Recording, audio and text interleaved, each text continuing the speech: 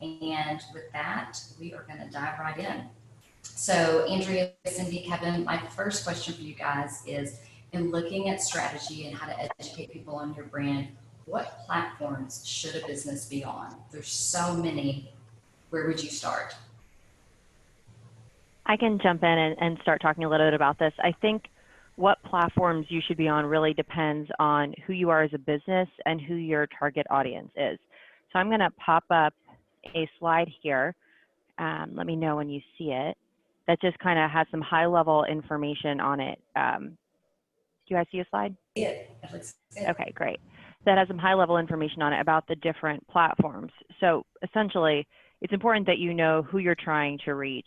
Facebook reaches everybody, no matter if you're male or female, really whatever your age range is. And 74% of the people who are on Facebook go to it every single day. So it's a really high reach platform that's probably right for you, whoever you are. And there are some little things at the bottom about tips of what kind of content is most engaging on Facebook. And I just want to note on the stats that it's not a pie. So it's not that the percentages that you're seeing here aren't all of 100. It's not the percentage of Facebook's population. It is a percentage of the US population. So in the US, 79% of people ages 18 to 29 are on Facebook. Instagram is a super visual platform, skews a lot younger, definitely a favorite with the teens and then millennial audience as well. Whereas LinkedIn is all professional, it's business to business, it's high income, highly educated, largely college, if not more than college. And Twitter actually has a much smaller following, but it is somewhere that you would go if you had breaking news and timely and relevant information. So it's also great for customer experience. And if you're a bigger business that's trying to deal with an influx of complaints and you don't want people to be calling into your phone line, dealing with that kind of complaints over Twitter is also a really good avenue for that as well. So I'll pause since I think that was a lot and let Kevin and Cindy layer in. But essentially, I think it's really important that you first figure out who you're trying to talk to and then see where they are to build out your strategy. Absolutely, Andrea. I love this slide. A couple of points I would add is if you're a small to medium-sized business, be realistic about what you can do. Don't spread yourself too thin. It's way better to just do 1 or 2 platforms, maybe 3, and do those well than to spread yourself too thin. So definitely Facebook. I think every business should have a Facebook page. And then, maybe Instagram, Twitter, LinkedIn, depending on what your business is. Another point I think of consideration should be what kind of content you're going to be able to curate and what platform lends itself best to that content. And also thinking about yourself, if it's you who's going to be doing the posting, what do you enjoy doing? I'm a big believer in if you enjoy doing something, you're going to do it and be more committed to it and do it better. So if your business lends itself to Instagram and you really love Instagram, then go in heavy with Instagram. The point I think I'd like to bring up is, and the information that's being presented right here, I 100% believe in.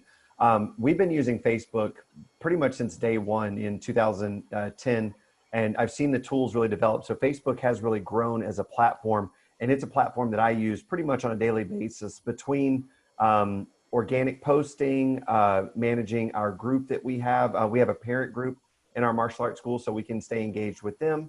I find myself on Facebook every day. I find myself not on Instagram quite as much. So we've actually recruited one of our employees who is a 17-year-old. She actually gets paid more. And we sit down every month and we kind of lay out a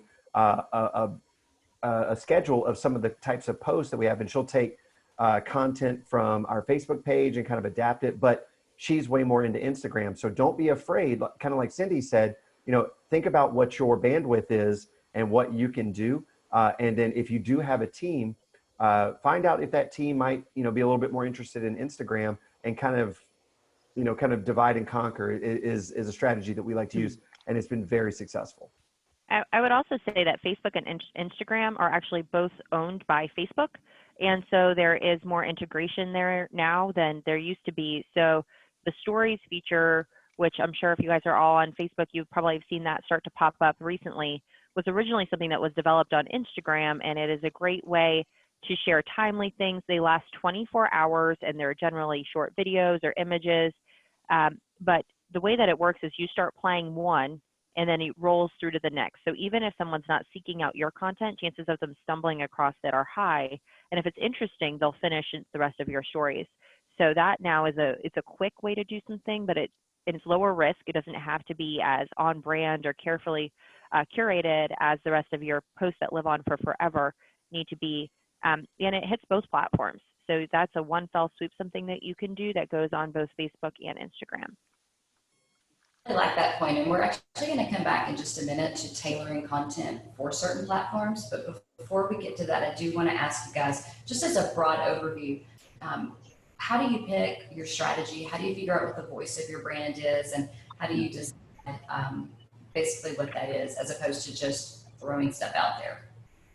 I'd like to kind of jump in with that. I think I think first you have to identify, what your values are as a company, and I know for our martial arts schools, we've identified very early on that we were going to be a family-friendly center, and we were going to really focus on children and families. There are other martial arts schools that tend to, I'm going to use this word lightly, but like kind of have that meathead, male, macho type of martial arts school sometimes. That's just not our brand. So we like to reinforce that the family-friendly culture that we've been developing with that specific type of content. So we want to see, things that I look for are, taking pictures of kids in class that are smiling, and like you see like engaging posts. Like I try to think about like, what would a mom like to see? Like if they're scrolling through Facebook and they see friendly faces and stuff, that's going to reinforce my brand. Now, if I was one of those macho type schools, showing a picture of smiling kids might not reinforce that image that I'm going for. I'm not saying that is a bad image. It's just, this is the type of atmosphere that we want to create in our studios. So you really just want to kind of look for who you are as a company, identify those core values, and then try to think about ways that you can show people, because really you're just trying to show people who you are through social media. Yeah, I completely agree, and not to go completely outside of the realm of social media, but I think, what Kevin's talking about is your brand persona. And so his brand, like if you think about your brand as a person, what do they sound like? What words do they use? What's their favorite color, right? All of that stuff plays a part in it. And Kevin's brand persona is not a meathead. It's someone who probably looks like Kevin, right? Like, and he usually has behind him like his Taekwondo branding and all of that. So you can see like the colors and everything that his brand is about. I think that's an important aspect of it too, is like, if you have like a big brand color, how are you showing that? Like how is that coming to life then? I don't know. So I'm just trying to click. I don't know if you guys can see this slide now. These are a couple of different smaller to larger brands that I think do a really nice job of showing who they are visually at all times. So Mi Cocina has that pop of blue that you see pull through. Tattered Style, like I couldn't even tell you exactly what it is that makes these pictures look so cohesive and fit together, but they definitely do, right? Like you could tell they're very bright. They've got some touches of greenery in them. It's warm. It feels warm. It makes me feel very comfortable. Yes. Very inviting, right? And so I think Vestals as well, which is a smaller catering company, that they do things like you can do the pinned things at the top that are all the same, but even if you don't do that, like Tattered Style doesn't, it still just looks really clean and professional. And as I was hearing you guys introduce yourselves and your brands and the companies that you work for, we have photography, we have interior design, we have fitness, all of them are very visual things that lend themselves really well. So when you're thinking about your brand, think about it like, are we formal? Are we informal? Are we friendly? Like, are we witty? Are we like, who are we? And then just make sure that feeds into your creative. Andrea, I think that's actually a great segue into talking about what that content is on different platforms. Like this is a really good example for what you want your Instagram to look like what should people be putting on Twitter? What should they put on LinkedIn? What should they put on Facebook? And even when, how often, and what time of day? Any thoughts on that? Absolutely. So as far as images, all the different platforms are going to crop them differently. And so I highly recommend you do that yourself first. So just Google social image sizes and it will tell you all the different platforms, what size your profile picture should be, your cover photo, your post images, your ad images, your event headers, your stories. Those are all different sizes. And it's so important to have the power to crop it yourself. And then with the coloring of the images, like I love the examples Andrea showed for the Instagram, and down to the filters that you use and so forth, and keeping that a cohesive look. That. What about, oh, go ahead, Kevin, go ahead. I was just going to say, you know, a resource that I've been using for years, and I actually heard Layla mention it earlier, was Canva. You know, I love Canva. It's such a great tool. They have a free version, but there's also a pro version that you can have a subscription for. And exactly what Cindy was talking about, they've got tons of presets for, like, you know, banner sizes, and then you can import your own images and things like that, but they really guide you. It was very beneficial for me when I was first starting getting into, you know, when all these tools were released. It's a lot to keep up with, like what ratio, you know, what size ratio is this, and how big does my banner image need to be? And if you make something and you upload it and it doesn't crop right and it cuts off your, you get so frustrated, and you have a tendency to just throw your hands up in the air and be like, I don't even want to mess with it. But and I'm not paid by Canva. I wish I was, but I would say that a tool like Canva or something like that is going to be your best friend in trying to get everything right and help you create that cohesive messaging across your social media platforms. I'm just going to add a +1 to the Canva comment.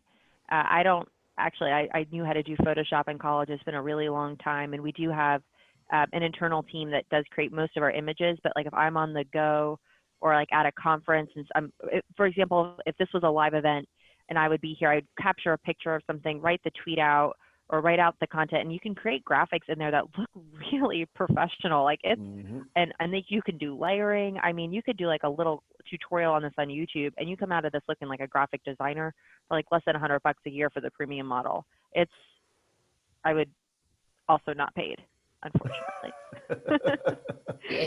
And Cindy and Pam, I know you two are probably like dying hearing that, because I know it's nothing compared to InDesign, but for a non-graphic designer, it's hands down the best thing out there. Yeah. I highly recommend going to our professionals if you need something big. But like Andrea said, on the fly, it's great to have. Yeah. I love all of our designers. Right. There's people who can do a much better job than me on Canva for sure, but in a pinch. So what about for inspiration? When people are starting on their strategy, where should they go to get ideas about what to post and what kind of content? I would say find a business like yours, something that you aspire to. So if you're a restaurant, look at, like I said, like I think Mi Cocina does a great job, and they're a really well-known local chain. For fitness studios, there's tons of great examples out there. Look to a bigger thing like an Orange Theory, or, you know, Class Studios, or I just blanked on the name of one of the bigger yoga studios that Core Power is what I was trying to think of for yoga, for, you know, photography. There's so many. I would just say, look at what somebody who you aspire to be like what you would say is the next tier up from you, and then model after them. I'd like to kind of piggyback on that. 100% agree with that answer, but don't be afraid to step outside of your industry as well. I think that, you know, watching what somebody does in your space is important and can help guide you. But I've actually found inspiration, you know, like I'm a martial arts studio, but seeing like what a restaurant might do can definitely help. So I definitely think that you should follow all of those guys on, you know, on their social platforms, but then look at what other industries are doing as well and see if you can cherry pick, you know, things out from what they're doing. But I 100% agree that you have to follow people, and they're almost like a muse. They can spark you and really kind of get you kickstarted into what your, what your brand is going to look like and how you're going to tailor your social media. Yeah, and I would just also say, think about like, even if it's not in the channel that appeals to you naturally, but you think it's important for you, like a Snapchat. Maybe it's not, maybe you don't need to be on Snapchat, but part of this is just playing with the mediums, being comfortable with them, and like noticing what you like and what you gravitate to. Great point. And I would also add to that that you can have a different, pick different organizations that you like and what they're doing, and then you can apply different strategies across your different platforms. For instance, we use our Instagram as sort of the behind the scenes at the Bremen Group. Our LinkedIn is very professional, very medical-ish, and our Facebook and Twitter are a little bit of everything. So, so you can pull from a lot of different strategies there. Cindy, you said something last week, and I would love to hear you expand on it. That spoke to my heart as a marketer. You said feeding the beast is a lot of work. Try not to post just for the sake of posting. Can you explain that a little bit, and from the user end, what you would want to see posted? Oh, yes, it is. And I highly recommend keeping an editorial calendar and go ahead and map out for the whole year if you can, but at least for 1 month. Say for this month, I know I have to post this thing on this day. Fill in as much as you can. There's going to be other things, news items or whatever that pop up, or ideas that you get that you can fill in. But it helps so much to at least have that work set. You can plan out your photos, your videos in advance. Set aside a day or half a day to capture all that content. You can write your posts up early. You can schedule them, at least on Facebook and on Twitter. But it helps so much because we all get caught up in the day, and then all of a sudden you look and you haven't posted in a week. So definitely recommend an editorial calendar. I'd also like to kind of point out that I love the idea of scheduling posts. It's something that probably within the past 6 months, we've really started to kind of dive into, just because there's so many other things we're trying to do in this day and age. That's helped out a lot. But I would say that your social media is not a set it and forget it type of medium. Like, you can't just sit down on the first and schedule everything out for 30 days and expect it to still work. You still need to post that organic content. And, for example, we're doing something called a digital learning camp, right? Where parents who are working and they need a place to drop off their kids. That's not a commercial for that. I just realized it almost sounded like that. I apologize. I took is a picture of, we have a fan in one of our rooms, and one of the little girls is coming up and her hair is blowing up, and it looked so fun, and she's got her mask on and stuff. So I snapped a picture and I just sent it to her dad, because I thought her dad would really appreciate that. And I'm going to use that picture. I'm going to ask Dad if it's okay, but use that picture for one of our posts, just to show, like, hey, this is a fun environment. It's safe, and those types of things. So that's something that I didn't have 20 days ago when I sat down and did my post. So don't be afraid to schedule those posts, but you're still looking for those opportunities. And honestly, I think people can really tell the difference from like that scheduled post versus something that could be real organic. And this might be something more for a story that's kind of fun and, a little bit lighter. But I still think it's something that shows our personality as a company. Can I have a sidebar comment based on something Kevin just said that I just want to PS? Kevin just brought up the fact that he took a picture of someone at his studio, and that he was going to make sure to get her dad's permission before posting. Super important that before you use someone's likeness, that you have their consent. And we have waivers and forms, and if they're not a paid model, like if it's everyone that walks into our building pretty much signs a NDA, and part of that NDA says that we can use your likeness. Mm-hmm. But if I'm out at an event and I'm taking someone's picture and they're not like the main speaker that we know we already have permission from, I have to get something signed that says that I can use them.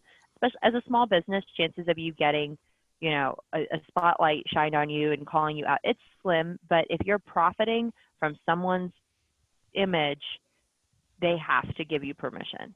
That's it. Soapbox moment over. No, and absolutely. And I will say that in our business, we do have people sign, those releases. It's critical. You need to do that. But they're also signing up for a membership or a service that we're providing. One thing is I always like to just try to go above and beyond. If I'm going to feature a student, I always like to tell the parent that it makes the parents feel special. They're like, oh my gosh, you picked my kid, but that's part of our culture is, we want people to feel special when they're in our door. And I'll add, if anybody needs a photo release and doesn't have one, shoot me an email, amanda@brummittgroup.com, and I'll send you a template that we use. So Kevin, I want to actually jump back to something you mentioned, scheduling your social, which those of you that know me, scheduling makes my heart happy, so we do that. The one thing that you said is you can't schedule it and just leave it. And I think 2020 has been a really, really important year for that. I spent weeks coming through everything we had posted on 27 different platforms for every single client. And there were days when I scheduled things on Monday, and by Tuesday they were no longer appropriate or seemed insensitive. So can you guys talk about when the world has all kinds of stuff going on, and both good and bad kind of trending topics? When's it appropriate to jump in? When's it not appropriate to jump in? What does a brand say? How do you decide what that is? Especially when you don't have an Andrea on your team and it's done this for a lot of businesses were making decisions about what to say. So how did you guys do that for your clients? Ooh, okay. So especially millennial-ish age groups and younger really do want to see a social point of view from brands. This is something that has become increasingly important, and it is tough. It is really difficult to navigate. In all things, you have to assume that your audience has a 50-50 opinion, and you're never going to get it right, and you're never going to make everybody happy. But I think you have to figure out what's important to you. What do you stand for? What issues do you think matter to your customer base? So a huge brand like an REI can take a really forward position on certain topics that a company like Very could not, right? So we have about 350 people, so we're bigger, but we're not at 350,000 or wherever REI is. Also understanding that our base is more of the business-to-business type versus REI's base. So I think you have to figure out like what you feel passionately about, what issues that or an issue that you feel like you could make a difference in. So like if maybe it's through fundraising, or like we do a lot of charitable giving, and then we use that to talk about and to help issues versus being out there and being political. So we actually make a point to shy away from anything political. But there are certain things that to us is more of a matter of social good.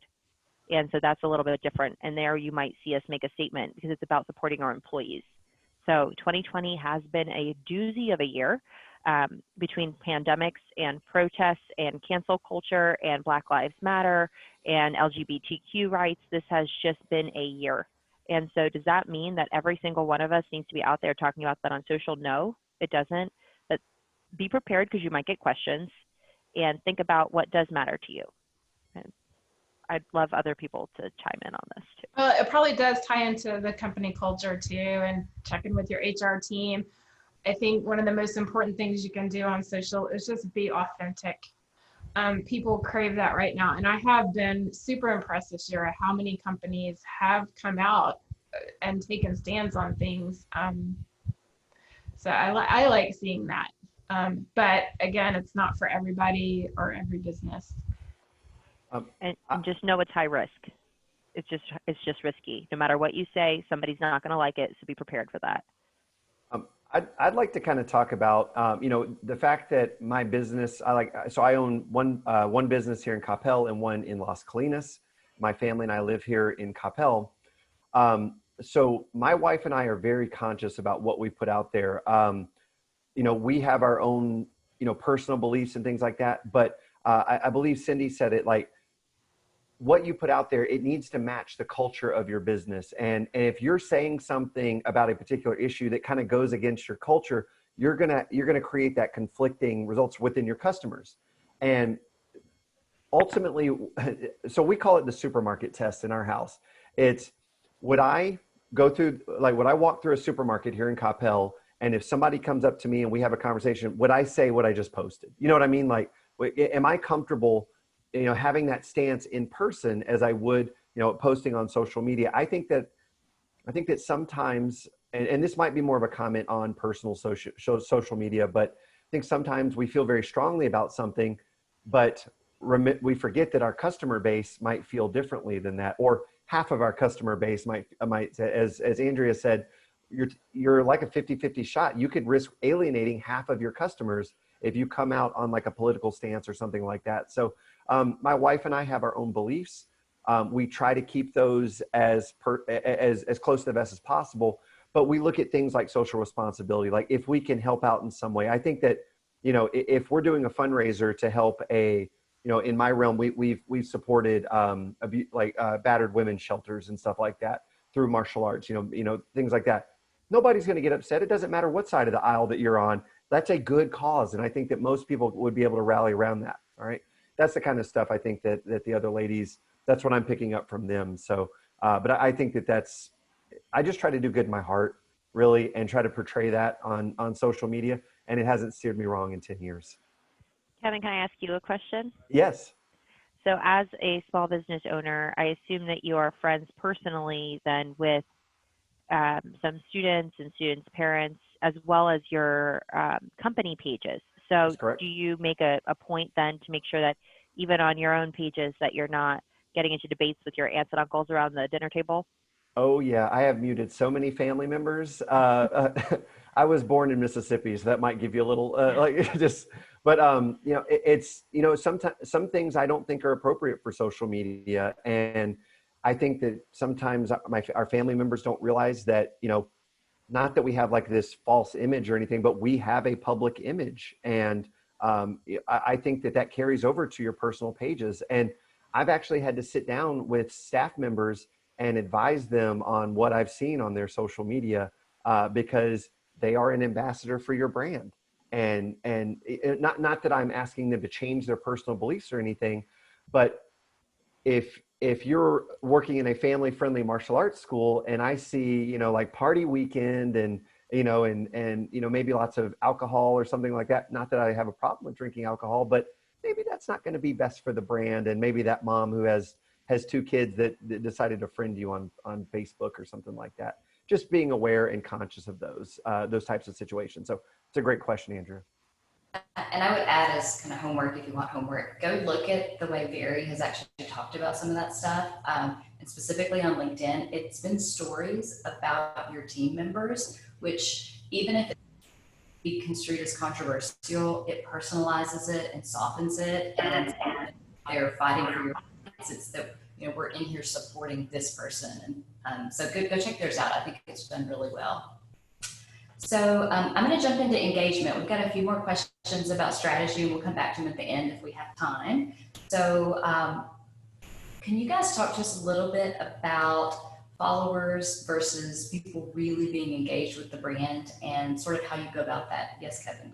I'd really like to lead with this one because I've seen a lot of this. So I think a lot of us as small business owners, we look at our likes on our page, right? And we're like, man, I've only got 200 likes. I need 500 likes. I need 1,000 likes. I need likes. And we get fixated on the number versus who is liking our page. So I've actually seen, and I apologize, but I keep going back to my realm of martial arts. It's just the world I live in. Our friends get sick of it sometimes, but I have colleagues all around the country, and I've got friends in California, for example, that are asking all of their Facebook friends to like their page. And they may be up in Maine or down in Florida or stuff. What we see is that you want the right type of followers. You want the people that are going to benefit from that reach. And it's also, we'll probably talk about some other advertising strategies within the social media, but if you're not getting proper engagement because somebody's halfway across the country because they're not really interested, they just liked it because you're their colleague, or you met them at a conference one time, or they're your great uncle, that engagement number is going to go down, and you're not going to get quality content, and you're not going to get quality reach and organic reach from your posting. So I highly recommend you try to keep keep your likes in your target audience. And for different companies, that's a different reach. You know, there are national brands, they're going to reach all over the country. That's completely fine. But for me, I have my business in Coppell and Las Colinas. That North Texas reach is about as far as I want to go, because anything outside of that is not going to be great. And I would love input from our other panelists here. Yeah, absolutely. So your engagement rate is just your follower count divided by your likes, comments, and shares. And it is absolutely a case of quality over quantity. It is way better to have 1,000 followers who are totally engaged with your brand than 10,000 followers who don't care what you're posting about and never react to anything that you put out. Buying followers, running up your follower count, if you don't have the content to back it up, is going to backfire, because the algorithm will see what you're doing and it will negatively affect your ability to organically reach people now and in the future. So be careful with that. Preach, Cindy. Yep. I will throw in one dissenting comment. I totally agree with everything you said, Kevin, about your reach and where you get to. I will say that aunts, uncles, and cousins liking your posts and commenting on your posts does help. It pushes it up in the news feed. It probably isn't going to convert to sales, but a free bump. But it is that algorithm that Cindy was talking about, and that's exactly what you're getting at, Amanda, which is certain. So if there's all these like behind the scenes, like Wizard of Oz type stuff going on in social, but why do certain posts grow and then keep growing rapidly? Like, you know, everybody says going viral, but like, let's just take going viral out of it. Let's just talk about, why do you see the same post and by the time you see it, it has 100 likes versus that one that has 3 likes? It's because the algorithms push down the content that they deem bad or uninteresting or unengaging. And so Amanda just gave a really good hack, which is how quickly do people engage with your content? So like on Instagram, on LinkedIn, this is actually a really big one for. So like a pro tip is to get your like your group of like super fans, even get them on an email, get them on a text chain. When you send out a post that's really important and you want to see that go up, say, hey, can y'all like this real quick? It doesn't matter if they don't buy anything. Getting that immediate engagement within like the first hour of posting is going to have the algorithm start working in your favor. You're going to climb, and then naturally people who will be interested and will engage with it. But the problem comes when you put all this time into creating this content and you post it and nobody sees it. Maybe it's the wrong time of the day. Maybe you don't have enough followers. Whatever the case is, nobody sees it. You get 3 or 4 likes, and then it pitters and patters out. And that's just a sin, because you spend so much time curating this. Like, you thought this was going to be the great post. You were really excited to see what happened. So get yourself a little fan club, and it's okay if they're your aunts and uncles or your kids or your neighbors, just people that you know that you could go to for a favor. And honestly, like I would say, even a group like this where your small business owners pal up with each other and be like, you know, we can do this for each other, get a chain going and be like, will you like and comment? I mean, that's a great thing that like, we're all here, we're all part of the Coppell Chamber, right? So we can do this for each other to get people ranking better. The other thing you can do to get quick engagement is to really pay attention to when your followers are online and post at that optimal time. There's some third-party tools where you can tell right in Facebook and Instagram when they're online, and so that helps to get that quick engagement, because that is huge. And then respond back to your comments. Yes. You don't post it Yes. and forget it. Stay involved, answer everything quickly. You're being measured, especially by Facebook, on how quickly you respond to things. So try to stay on top of it. And I will say, I don't use aunts and uncles, but this is what we do with our team. You know, we use a GroupMe chat to kind of stay in contact with each other, and we do this all the time. We're putting a post up, guys, go like, comment, share, do all that stuff, and it really does help. So if you do have a team, or Andrew, I love the idea of us maybe creating like a social task force or something like that, where we could. Ellie, you writing that down? Ellie's writing it down. She's got it. Social task force. Start group texting me, I will unlike all your pages. This whole thing is being recorded. Yeah. Excellent. So Andrea brought up hacks, and I totally think this is fun. Can you guys talk a little bit about video versus just images and text and how it can exponentially increase your engagement and how it works in the algorithm? I think that was a leading question. It did sound like a leading question. Lady. So stat on Facebook, video is 59% more engaging. So yes, I think everybody knows video has proven to be one of the better ways to reach people. I have a little bit of a controversial point of view about this. So I think video is great if you have captions or text on the screen or call outs, because personally, if I'm checking my Facebook or any of my social media, I'm probably doing it while doing something else, and I very rarely have my audio turned on. So I, especially on Instagram, am a scroller with my audio off. I'll watch your video, but if I have to listen to it, then I've disengaged. So I think video is still important, but I would say like consider layering takeaways, screens, like, and look at it's a best practice now. It's also great for accessibility, making sure that people who are deaf or hard of hearing have access to your content too. Not probably the answer you were expecting, sorry. Ecstatic to hear that. I thought I was the only one because I'm rarely somewhere where I can listen to a video. Never. All of my professional training says the opposite, that people want video. So thanks for making me not the only weird one. Well, also, I will kind of jump on and say that, the stats are there. Video is way more engaging. I'll take it one step further. We're really big fans of live video because, especially, on Facebook, if somebody likes your page, they will get an instant notification, even if they're not on your screen, that like, hey, so-and-so has gone live. And so you get that's like the only way that somebody can see, oh, I'm live, and then they'll click in automatically. So if you're somebody who has, and I think it always goes back to quality content. If if you are on there and, your screen's moving around like this, and, it's shaky, and there's a point of being organic, but if you've got quality content in there and you're providing great information and you're creating that organic engagement, when you go live, that's going to drive more and more and more people because they're looking for your content. And that's going to look different for every type of business. Some people are maybe looking for product profiles or, what's coming up in your business or things. That would be something that you would have to kind of drill down and kind of identify in your business what you want to highlight or showcase. And you can create a following of people that want to see what your next thing is, So, but yeah, I definitely recommend Facebook or doing Facebook Live. And I'm going to tell you a hint on this. The first time you do it, if you've never done it before, you are going to be terrible. Like it's going to be bad, and it's okay, because I was bad on my first Facebook Live, and everybody who's ever done Facebook Live, it's always going to be rough that first time.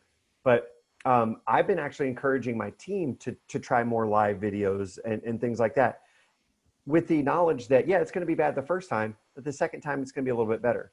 And then the 5th time it's going to be a little bit better. And the 10th time it's going to be a little bit better. And by the time that they've been doing it for a couple months, it's going to be very natural to them. So you've got to step out of your comfort zone a little bit and try something new. And I would just add, the quality of your video does not have to be professional, especially if you're going to be showing it through your stories. If you want a more professional look for your feed posts and you can't you don't have the budget for a professional, there are really inexpensive tools that you can get on Amazon. A stabilizer, those are fantastic. You can get lighting, a tripod. You can do it yourself to some degree. But even if you can't, again, unprofessional, especially in the stories, people don't care. And again, it goes back to being authentic. You can shoot in 4K on an iPhone with a little handheld gimbal that you can get, and you can shoot some stuff that looks really professional. It is, I think right now there are options for businesses for any budget. Like I would say, don't spend your money on equipment, spend it on paid social, right? Like if you have whatever your budget is, there are ways to optimize it, but man, you can do great stuff on the phone. Like what you have between Canva and between all of these free tools, you don't need a crazy budget to get good content. I 100% agree with Andrea on that. The best investment a small business owner can make is getting a decent phone that, and that could be a relatively new iPhone. I'd say one that's been released in the last 2 or 3 years, or a Samsung device that's got a good camera on it. That if you use that phone the right way to create that video content, it's going to more than pay for itself with that.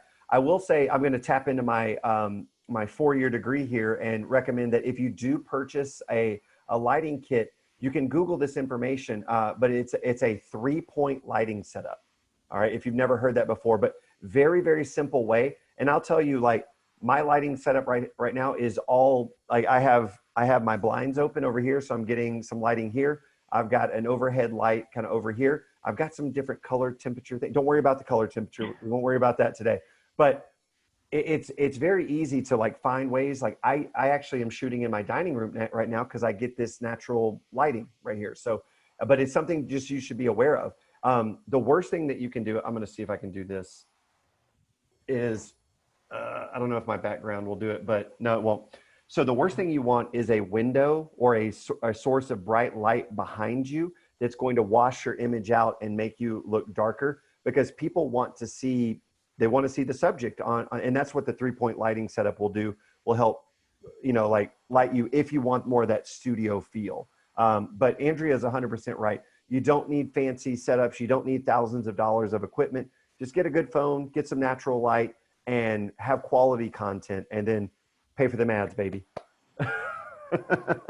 Questions. Let's try to do these last ones really fast so that we can get through as many of them as we can. Hashtags. Cindy, you want to talk about those? Sure. So used correctly, hashtags can get your post seen by a lot wider audience. Used incorrectly, you're going to get in trouble with the algorithm again. There's some debate about whether or not using hashtags on Facebook works. As a user, I don't look at Facebook that way. I do, however, do searches of hashtags on Twitter, and I follow hashtags on Instagram. Using a whole bunch of irrelevant hashtags makes you look desperate. Don't do that. That's one of my pet peeves. Use brand-specific hashtags, geo-targeted hashtags, start your own hashtag, but keep it simple. On Instagram, they say 5 to 10 hashtags is the sweet spot.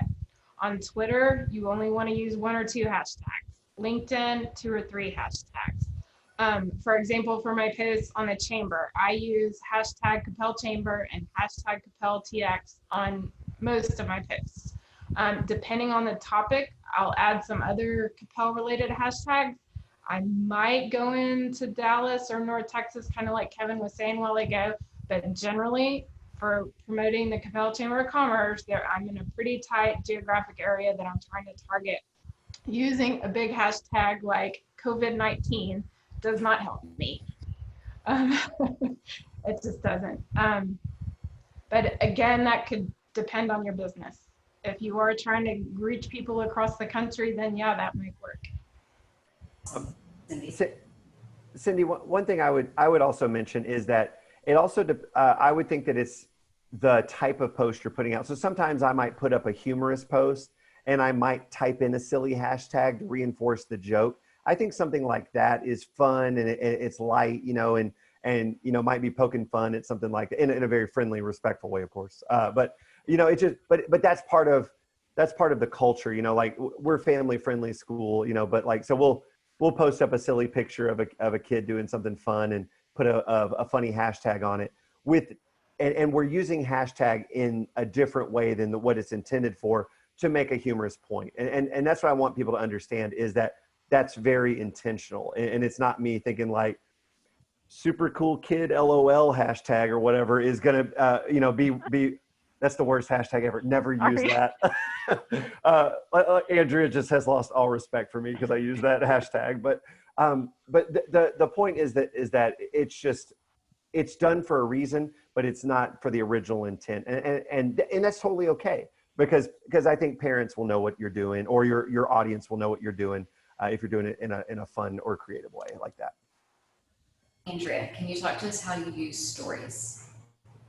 So I think Stories has great reward, low risk, super fast, easy way to do it. Great for things like user generated content. So UGC. So if someone tags you in a post using your product or at your studio or at your restaurant, you can reshare that, repost that in your stories. It's great because it doesn't have to be as carefully curated on brand, as we mentioned this a little bit earlier. So I think stories are really fun, low risk. Like you can take your camera, take your phone, you know, shoot yourself like walking in, da da da da, and post that to your story.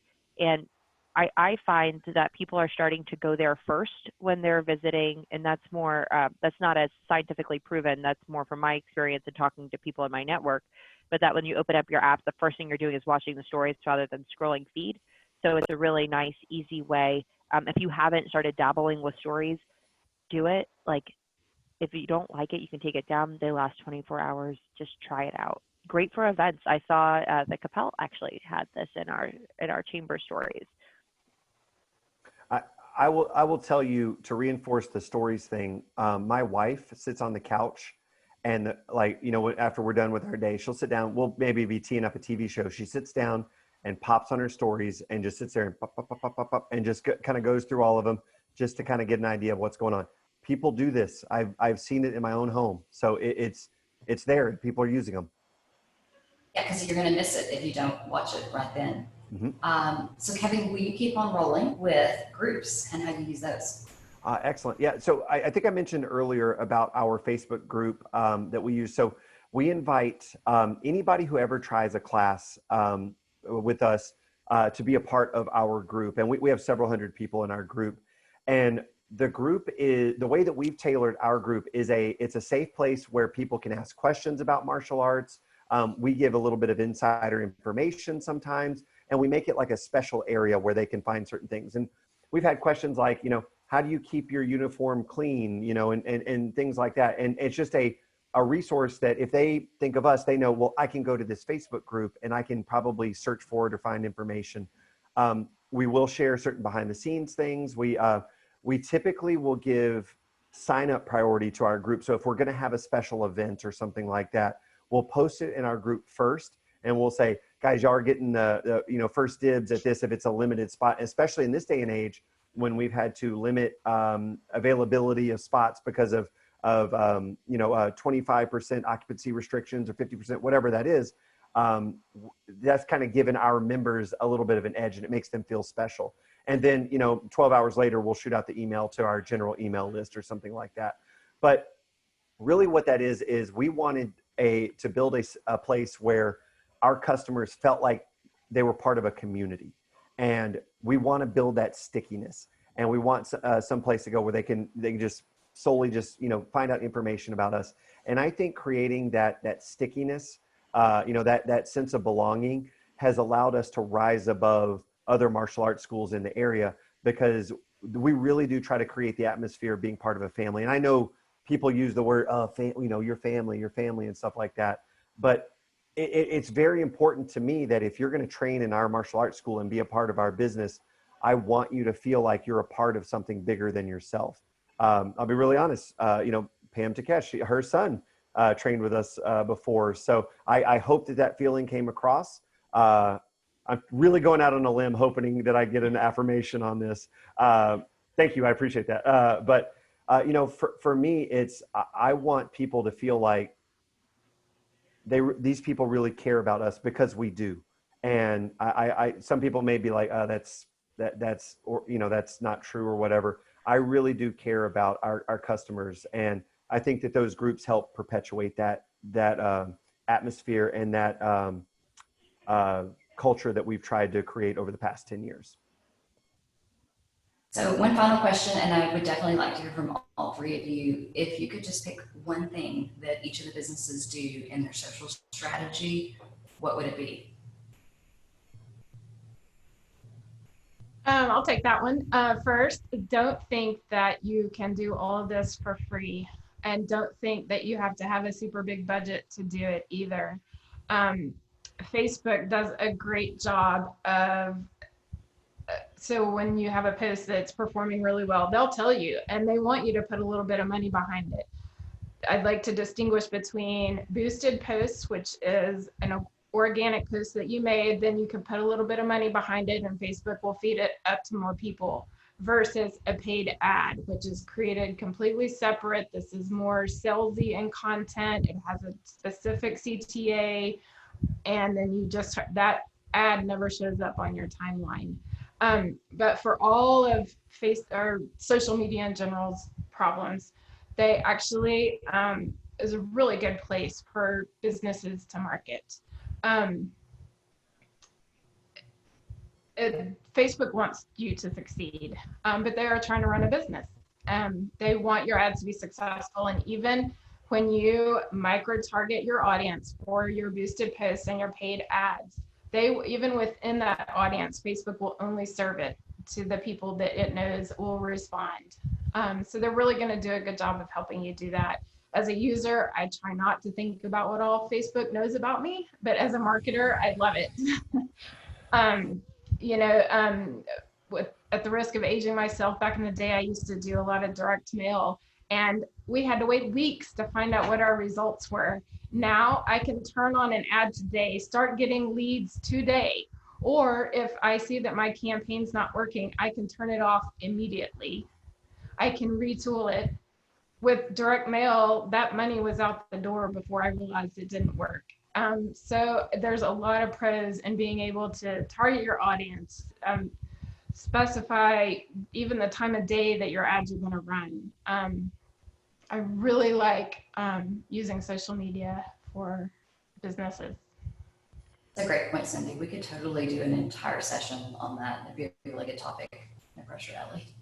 Yes, I think what Cindy just said, which we haven't really talked a lot about before, which is where you add budget and using ads and boosting. So I just want to say I 100% agree. I think when you think about your marketing dollars and how far you can stretch them, you can do a lot more on social than almost any other tactic.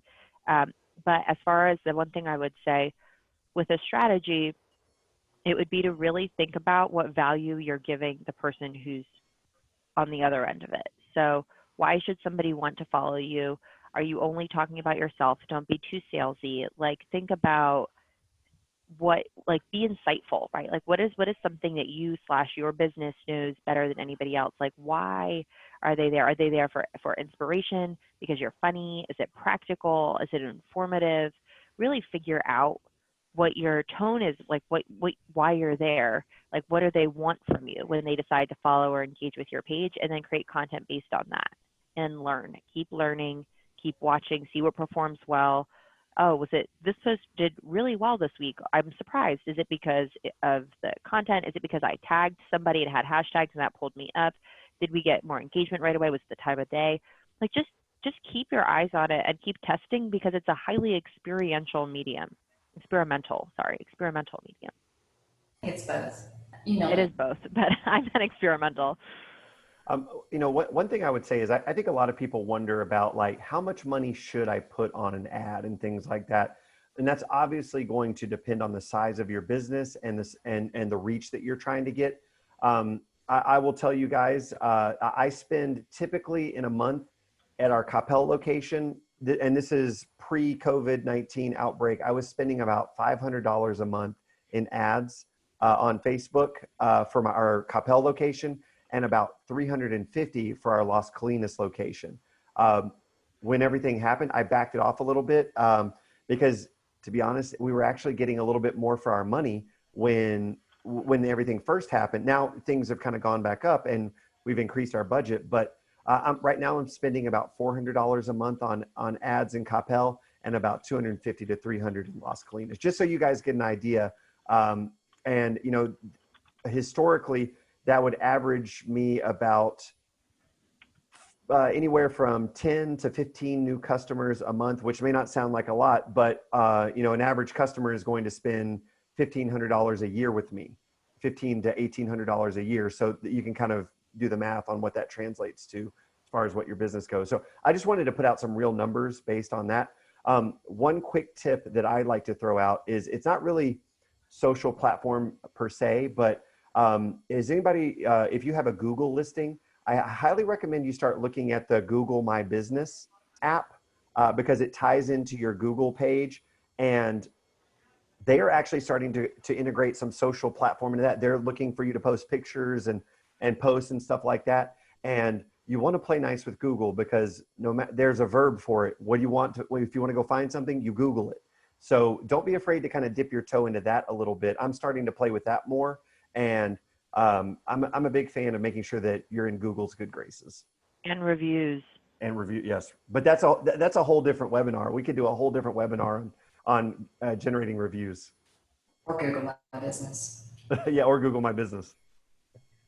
Well, guys, we're right at 2:30. Some more questions have come in, but if anybody needs to jump off, I wanted to make sure you knew it was 2:30. If you've got time, we can hang around and answer a couple more of the questions. Ellie gave us the go ahead to keep going, so you may need to jump off.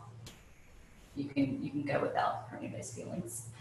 So I'm going to loop back to a few questions that came in, and some of this has been answered in the chat, but there was a question about some of the different tools that we can use in addition to Canva. And Andrew mentioned Hootsuite and Sprout Social, and Cindy, I think you were planning on talking about Insights anyhow. So do you anybody want to hit on some of the tools that you can utilize? I've used a tool, Ripple, I think it's out there, RIPL. You know, everything's got a crazy spelling nowadays. It's just how it works. But I've used that in the past. My only caution is, it's kind of something that we talked about earlier, is using one tool to try to get everything. You know, if you post a picture that's formatted for Facebook and then you use a tool and it'll crop it for Instagram and stuff, your content may not come across as you intended. So that's my only caution about using a tool like a one size fits all type of thing. Just be aware. You want to make sure that it's able to navigate all platforms and post appropriately, because you don't want to have that, you know, that picture of your customers like hanging out, having a good time, and you know, it looks like this because their face is cropped off or something like that. Just be aware of that. I agree with that, Kevin. And I'm actually a real snob about creating things in their native platforms. I really like to tag organizations and to tag people, and it all just plays better on platform. Yeah. A lot of the third-party tools will limit your functionality. So I post directly in Instagram, I post directly in Twitter, or I tweet in Twitter. Facebook is the only one I found where you can get pretty decent functionality through some of the other tools. Hootsuite, Sprout Social, Agora Pulse is more for Instagram. But I would say in choosing your tools, it's going to depend on your budget and what you're trying to achieve. But yeah, just Google it. There's so many third-party tools out there. Yeah, I use a Salesforce platform that's similar to a Hootsuite or a Sprout, but we use it mostly for like the process of thinking through what content and then building out that calendar that we talked about earlier. Because just like you said, Cindy, the functionality to tag so we build everything and we do schedule it in there, and we use it for community management, which is a really important piece of our strategy. But not myself, but someone on my team does go in and, you know, natively post a lot of the content still, because it's just not great. The integration just isn't great. So it's an easy place if you're looking to cut costs. Like I would think as long as you have a calendar, you can do some of the posting natively. So another question came in about user-generated content. Where do you guys find those? How do you get examples? Kevin, I think this is something you mentioned at one point. Absolutely. So, you know, we've done, I'm a big fan of like using like contests and things like that to, you know, get people to use a hashtag or a check-in or something like that.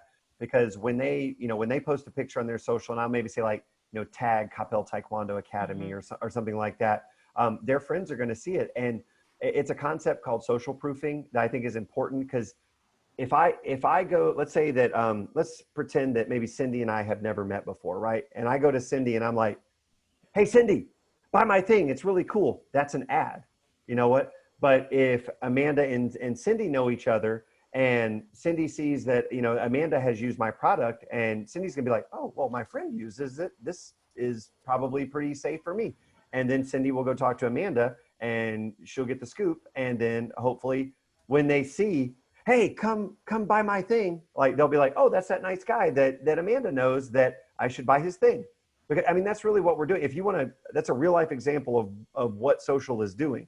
If you really want to think about it. So I'm a big fan of generating that, because a lot of times, you know, people have thought about their kid doing martial arts, or they saw this restaurant, or, you know, they heard about this graphic designer or whatever.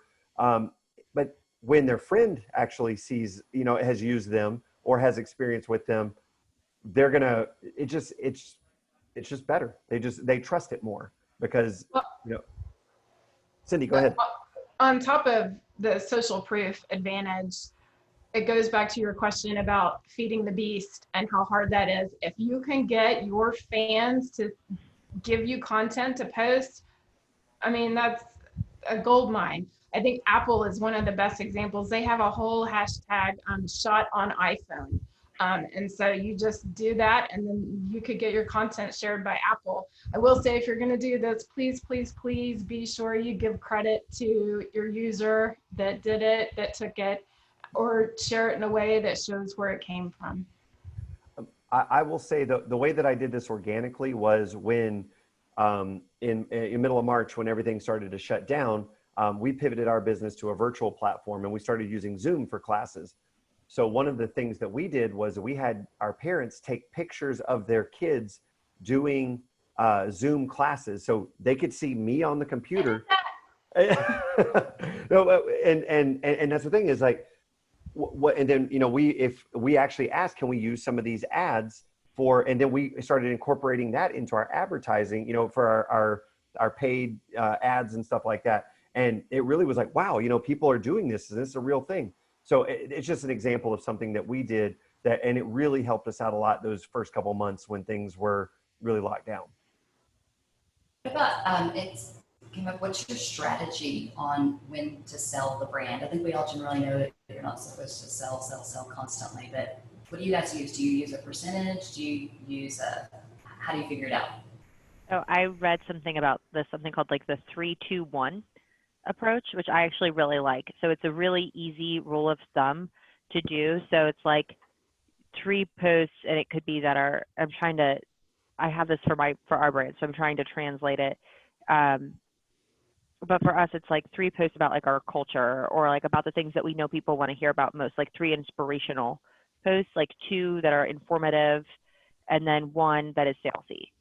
So that way, when you're plotting it out, you do sometimes have the need to say like, hey, we're doing a 20% off promo code, or hey, blah, blah, blah, blah. And it's like a real, more salesy than what I'd prefer usually to put on social for organic. But I think as long as you get your blend right, I think the 3-2-1 is a really easy way, and you can figure out what those topics should be for your business. I love that. I think that's great. That's a really easy solution to try to remember that. That was perfect. I have no response. I'm getting rid of my strategy. I'm switching to that. That's good. It's so easy. And believe it or not, I had an intern that dug this out and told it to me in a presentation. I'd asked him to do some stuff, and this was he's a Compel high school student who's interning in my team, and this was one of the tidbits he brought to me. I was like, okay, done. Love it. Well, the last 2 questions, I'm going to merge them into one because I think they go together. And you touched on this a little bit already, but what are the algorithms and how do they work? And then as a follow-up to that, how do you find the insights and how do you use the insights based on that? The algorithm, without a doubt, rewards engagement. So if you can consistently post content that your followers engage with, you will be rewarded. I think the statistic now on Facebook, organic posts will get 2 to 6% seen by your followers. So it's really important to stay in the good graces with the algorithms. Facebook's newsfeed is so heavy, and there's so much competition to get seen on it. But it's based on kind of 4 things the algorithm has, and it judges you and it scores you. So the inventory, how much content is out there, what signals the algorithm has that people will engage with it, predictions about who will engage with it, and then kind of your overall score as a page. And it's a process, and it just ranks all the posts, and that's how it works.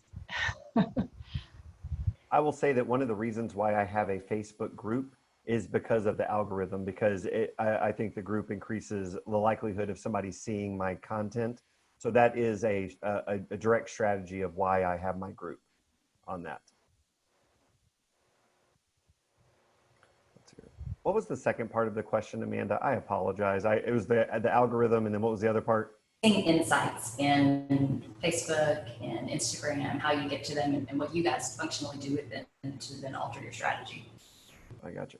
Well, I will tell you that one of the best things that I did was I actually took a industry specific course on social media marketing. It was somebody in the martial arts industry who had studied this, actually put on a course. And I think I paid like $300-400, something like that. And it was like an 8-week course, and it was an hour class. And they went through a lot of these different things. And this was a couple years ago. And it kind of reinforced some things that I already knew, but really gave some insights a lot on the paid side for me about how to specifically get down and use the tools. And I would highly recommend that if your industry, or even like a related industry or something really close, if you have the opportunity to take a course like that, please do that, because they're going to give you those tips and tricks, and they teach you about the algorithm. They teach you, how to, strategies to kind of rise above and get your content seen and noticed. And honestly, the person who did this was very honest about how much money to throw. And you don't have to throw a fortune at paid content, and you can still get good results out of it. Because remember, Facebook knows everything about you. So if you go on Facebook or on Google and you Google, martial arts classes, somehow Facebook knows that. Yes. Yeah, there's all that kind of stuff. So if you're smart with your money and you are strategic with your ads, you can be greatly rewarded. 100%. I boosted Sorry. a video one time, spent $25 and got it in front of 10,000 people. It doesn't take a lot of money to do this. And I do realize that the topic here is less about paid, but I think it's really important just to like make one clarifying comment.